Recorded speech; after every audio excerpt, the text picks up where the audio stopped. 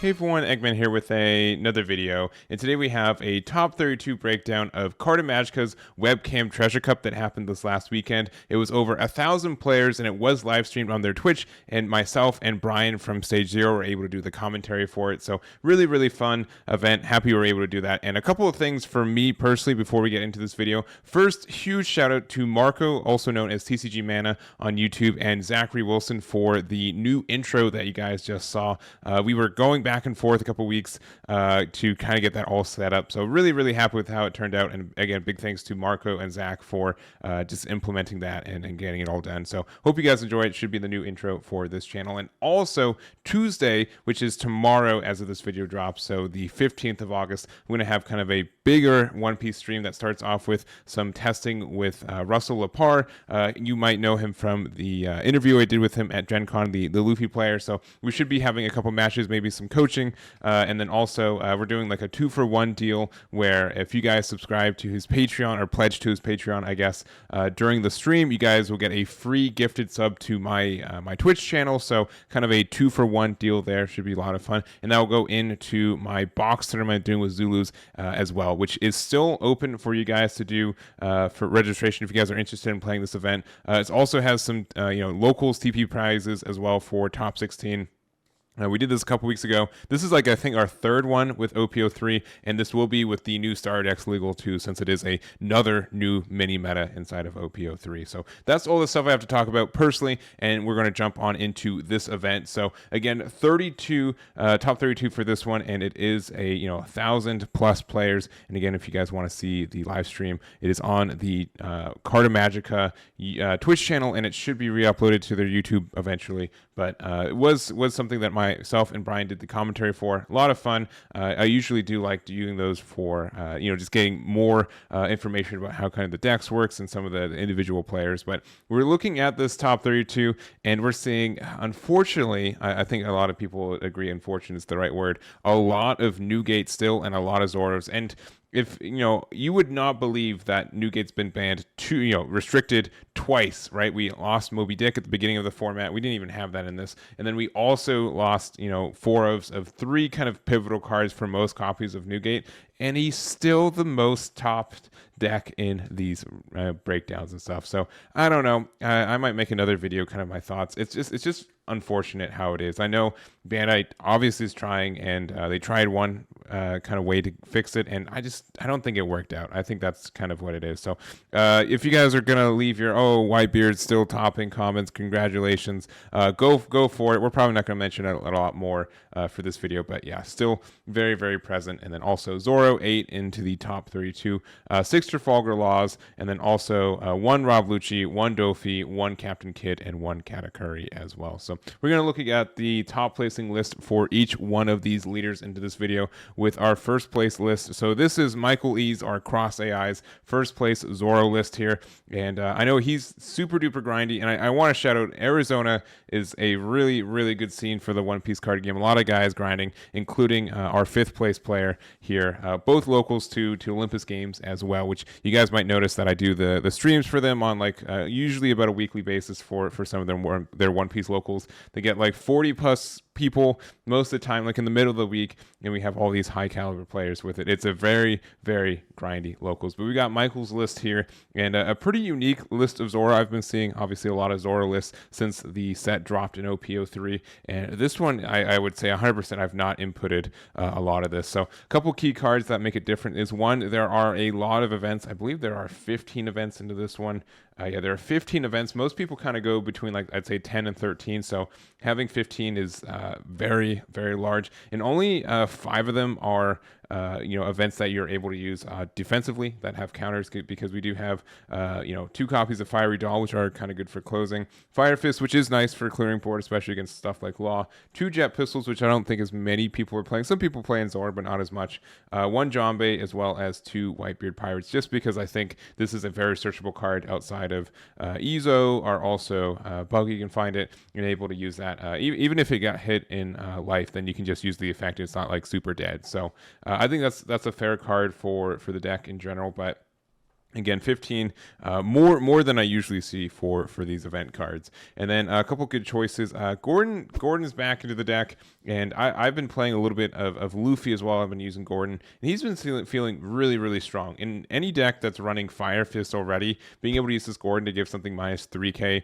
sometimes it just puts stuff in ranges that you didn't really expect to. Like, let's say they have like a 5k and a 7k out. You can use Gordon, get that down to 4k, then Fire Fist afterwards, and you get some really good clear potential. So I do like that idea from him, and honestly, he's like a one drop you don't really mind playing early, and there are some kind of scenarios with Zoro that you can say, all right, cool, I play him early, my opponent doesn't get rid of him, and then I can, put 2 Dawn underneath him, 1 underneath leader, swing 5k, then use the minus effect, and kind of go from there. And even if you don't use like an event to get some, clear for it, even putting something down to like, a 6k down to a 3k, and then being able to attack with your one drops into it is just really good removal for you. So do like the Gordon for this one.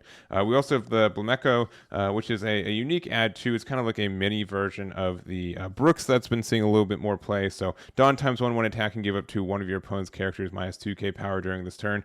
And the nice thing about this is that in Zoro, if you have a Dawn underneath the leader, this becomes a 5k with the Dawn times 1 underneath him and 1 underneath Zoro. So you don't even have to like overcommit Dawn for his effect too. So good there. It's obviously a Whitebeard Pirate too, so more searches from Izo. And I think that's like the biggest thing. Like Izo, I don't think should ever whiff in this one. Like Curly to Dawn can maybe whiff, but we also have like 12 plus 6, so 18 targets for to Dawn, so that probably won't whiff. Izo won't whiff, and I think really high consistency. So last thing is there aren't any copies of Rush Zoro, which is a little bit unique, and then we also have 2 copies of Rush Luffy. So that's the list. I'm sure Michael will probably do a video going over his deck list too, so linked in there. There's going to be just a bunch of channel links in the description for this one, but there we go there, and congrats to Michael for their first place finish. Next up, we're going to look at our second place Whitebeard. So this is Philip's list here. I don't have as much to say about this one, except that we have been seeing more and more of the event cards for this one. So 2 Red Hawks that are kind of just like bigger versions of Rad Beam if you really want to care about it. Leaving up 2 Dawn is not too terribly hard to do, especially since we're not consistently playing Newgate as much. So like 8 Dawn and everything else is good. We don't have Thatch in this build, which I really do like Thatch in my Newgate builds and just a lot of red builds because it's very hard to remove in a lot of situations, and that 8k every turn is very obnoxious to deal with and sometimes hard to counter out with, and your opponent's going to have to start taking it very early. So very, very good on curve. I know that later in the game it might be a little bit slow to set up, but if you play it on 6 Dawn, it feels very good. But there's that. There's also the Zoro. So kind of a switch swap because, I would say in Zoro, you usually see Zoro, and Newgate, you rarely see it, but a little bit of a unique pick for this one too. I think this can get you into range for some, OTK, or like being able to finish and get one more swing than your opponent's expecting a lot of the time. I would not expect Zoro to be in any of the Newgate builds that I've been playing against, so there is probably a little bit of surprise factor too. Obviously no counter, so you have to be careful about that, but it is searchable off Nami, which is great, and there we go. So, and obviously Jozu, like most people I would think like, oh, we have Jozu, so if you need another rush, we can do that, but this one, for 5 Dawn, you have a 5k swing. With Zoro, for 3 Dawn, you have a 5k swing, so it is a little bit cheaper for economy on that too, and honestly could just be like a case of that. And the other thing I think that could be strong about this is that if you have to go first as Newgate, you don't have like a turn 2 play, right? Most of the time, like you play like Izo, and then you put like the rest of your Dawn underneath your leader, but they're probably taking the 6k swing on turn 1 anyway, it's turn 2 anyway. So I do like the idea that this is a card that you can just play on turn 2. You don't even have to swing with it, but just a card to play on turn 2. Just have it sit out there, or if you want to trade into like some weenies or something, this is just kind of a nice little add in my mind. So I like the tech. I think it could be good in this one, and congratulations to Philip for their finish there. Next up, we have 3 Trafalgar Laws. They kind of all finished in the same spot, so I just want to talk about all of them. So we have Daniel's build, we have Kunal's build, and we have Brian's build right here. So big shouts to all 3 of them, getting 7th, 8th, and 9th place respectively. So and these are kind of more unique builds, especially like this last one for sure from Brian here. But Trafalgar Law, I will say, like, is a known deck, right? And you're not going to see any set 3 cards in any of these builds, which is a little bit telling for kind of how it is. But it is good for what it is, and we do know kind of the idea. Curly to Dawn obviously still very, very strong for you, but we have right here in Daniel's build, we do have like the 4-cross Brook here, which is a little bit of a unique ad, being able to give something minus 2k. It is also just kind of like a bigger body on like the red sides to jump into. Sometimes you do have like this weird case where like you have a bunch of big green bodies, but you don't have as many big red bodies. Luffy from the star deck kind of helps out a little bit, but having this to be able to get things into range, especially since you're playing Nico, Robin, and Vista as it is, so that kind of helps you there.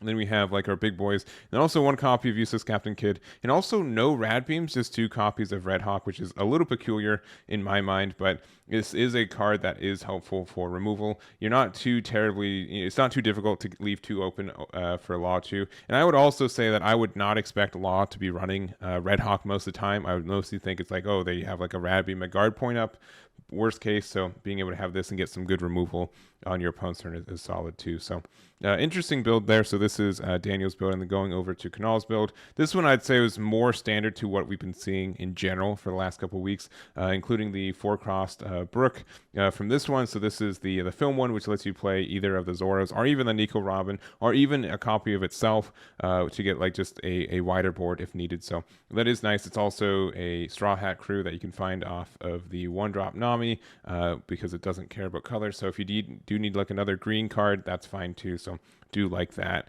but not much more to say. I think that's strong. I will say 3 copies of this Zoro is the highest I've seen in a long time. Usually it's like 1 or 2 copies of any. So three's quite bold, but it is a tough card to get rid of.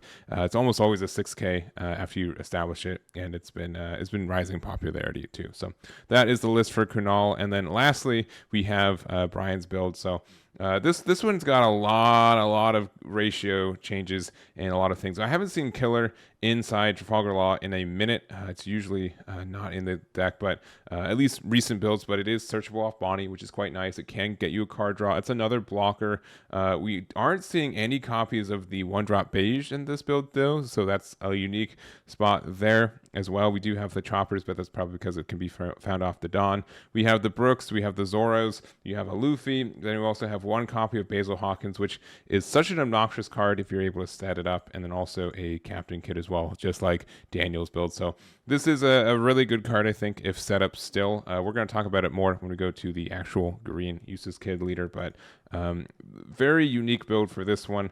This one's looking more like kind of like late set 1, early set 2 builds with the killers and stuff. Obviously, Brook was set, in set 2, but people weren't kind of onto the tech until I'd say set 3 more of the time. But just a kind of a little bit to like a blast of the past for kind of what these builds have used to look like. So there we go there. Congratulations to Brian for their finish. And then to the one-ofs for this event, we have Jonas's Rob Lucci. Yonas also AZ native and goes to Olympus, so see him very often. I think he's on this channel a couple times too if you guys want to look through it. But very, very strong Lucci player. He's already got his invite back in March. I think it was March or April with Smoker. It might have been also Treasure Cup, but he's been known for getting very, very good. I think he also got 5th place with Smoker, which is really funny in OP02. But with Rob Lucci, he makes this deck look very, very strong. A great player for what it is, and he's playing kind of the hybrid version of the deck. We have been seeing like Air Door getting a little bit more popular again, but this is the version that I've been playing as well, and it's very strong when it goes off. You do have like a lot of good tempo plays, having double searchers available to you with the brand new as well as the Spandam is very, very nice. Kozin on curve if you go second is fantastic. And the only thing I don't like about this deck is that you are really, really dependent on going second. There are some, it's a little bit unfortunate sometimes when you go first. Like you have only one drop, you have only 1 3-drop in the Fakuro. Bluno on curve is fine, Kaku on curve if you're able to get your discard pile set up. Which is not all the time, but if you're able to do that, it's fine. It just means like playing Kozin or Borslaner just feels like really stinky, and then also Isho's also behind curve. So, but I do like this deck. I do think it is unfortunately dependent on going second, but when it goes second, there's some really good plays, and it's really hard for your opponent to keep up as well. So congratulations to Yonas, keeping Arizona on that map as well. And next up, we have our finalist, our only Dofi player for this top 32. So this is Jason's 15th place Dofi. And unfortunately, I don't have that much to say about this. Most of these Dofi lists are kind of similar looking. There are some kind of minor changes on what you're playing from like an event side, or kind of like, for example, most people are playing Kumas and then, 2 or 3 pacifistas, depending on how you're feeling. How many level up beams you're running, how many of the 3000 worlds, and if you have all 4 copies of Jinbei in your possession or not. But most people are running 4 copies of Mihawk at this time. It is a really, really good tempo card, and just the fact that Dofi wants to go first in a meta where there's a lot of decks that usually want to go second means that Dofi usually gets to go on curve, which is nice. The downside is that your opponent also gets to go on the curve they want to, so that's a little bit rough at times. But if you're able to find your pieces, and there is a little bit of RNG depending on your top of your deck, or if you see Perona turn 1, but being able to get the pieces you need consistently really means that there's a lot of tempo that's in Dofi's way, and it's kind of hard to get rid of that. So, and also just the fact that the removal in this deck is a little bit low to the ground, because this is only 7 or less, and this is only 5 or less. But the fact that you get to bottom deck means you in the matchup against black, you get to like circumvent their Borsalinos and the Fukuros, which is really nice, and you do get some good interaction. Also, like 5-drop Marco really dislikes playing against this deck. It's usually very hard to get rid of the 5-drop Marco, but this deck has no issue with it. And if your opponent spends all that time setting up that Marco just to get it bottom decked, Dofi's in a really good spot. So that is the list there. Congratulations to Jason for their finish there. Next up, we have Alan G with their 17th place Eustace Captain Kid. So almost top 16, very close, just getting edged out there. But we have been seeing a lot of Kid getting more and more popular with just like the Supernova build. I know a lot of people are on Film, and I do think Film does have its good points, but I think the Supernova build has been more popular, at least since Gen Con as well. So you'll notice this deck is almost entirely a set one deck. There is a couple exceptions of 2 copies of Yamato from set 2 is also the Tony Chopper, which it's just another 2k counter, so it could have been something else. But this is pretty a solid build in what it is. We are running 3 of the Momos, 4 of the Bonnies, and then our top end is 4 Captain Kid, which this is a still really obnoxious card. I'm gonna keep saying that forever, but the fact that like Newgate does need to respect this card, and if they're not able to get rid of this, like this can buy you another turn or 2, which means that this buys you another turn of them going down to 0 life. And I think like Kid is like one of the best leaders to face off against Newgate, and like since you get a 13k twice, that's very, very hard for Newgate to get rid of. Like the first one's fine, but twice is a lot. So being able to have a way to punch your way through Newgate is very strong for this deck, and I think that's part of the reason it can be doing well right now, is that I think it does have a pretty good matchup against Newgate if you get the pieces you need to. There are some minor consistency issues I've had with this deck at times, but very, very strong, and congratulations to Alan for their finish there. And to wrap it up, we have our single yellow deck, and I didn't mention this in as much as I should have in the Gen Con video, but yellow did not top at all during Gen Con, not in person, not online. Very bizarre for that, and maybe not bizarre, but unfortunate is the word for it. But yellow's been really kind of edged out by just the red aggression that's been like the traditional build of Newgate. I'd say before the restriction list, I think you had a good chance, but the current version is kind of fast. It's very strong, and in a deck that runs a lot of cards without counter right now, you really are on the whim of your life and cards in your life, and that's kind of difficult to consistently have in the matchup. So I think yellow's unfortunately got hit by the ban list probably harder than red, ironically, which is kind of sad. But I don't have a lot to say about this build specifically, only because I think a lot of these have been looking similar, and that's also the fault of like yellow having the smallest card pool of any color right now. But we will be getting some new cards with the star decks that are legal right now as well. So I am going to see if yellow did get some buffs from that. There are some good generic cards from that, including a 5-drop that's not Shirahoshi, which is nice. So you can maybe skew more on like an odd curve, which is really interesting, as well as we do have like the one drop event card, the arrow, which is really nice for us, and a couple other things. So we're going to see if yellow gets any more popular with the new Zara deck. I think it will be. I think it'll be a little bit better than it is right now, which is nice. But still, Sean getting top 32 with this list. Congratulations to there. And I don't have much more to say except for Opera compared to Tamago. I think Tamago is a little bit better, but Opera is okay. So that is going to be my top 32 breakdown. Again, thank you guys so much for watching. I do appreciate it. If you made it this far, make sure to hit that like and subscribe button. Make sure to check out my website for this event and every other OP03 regionals, our official event from there. And also, again, big thanks to Marco, our TCG Mana, as well as Zachary Wilson for the new intro that you guys saw like 20 minutes ago. So that's going to be it. Thank you guys so much for watching. Catch you in the next one. Damn it.